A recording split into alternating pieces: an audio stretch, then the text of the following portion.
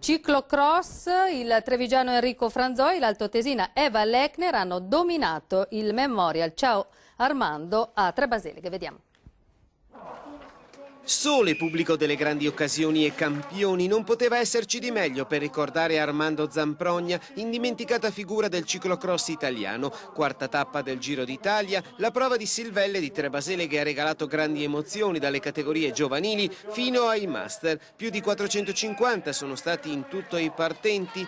La splendida giornata ha reso non eccessivamente proibitiva la condizione del terreno silvellese, sterrato che fa parte di diritto della storia del ciclocross, non solo italiano ma anche internazionale. Tantissimi big che si sono dati battaglia nelle categorie elite. La campionessa italiana Eva Lechner, regina del femminile, lo stradista dell'Omega Pharma Matteo Trentin, Luca Braidot, Elia Silvestri, l'oro olimpico di Sydney 2000 nella mountain bike Miguel Martinez e il trevigiano Enrico Franzoi, che ha conquistato la prima posizione nel primo giro e l'ha mantenuto con un ritmo di gara sempre costante fino alla fine, bissando il successo dello scorso anno. Brian Falaschi conserva la maglia rosa.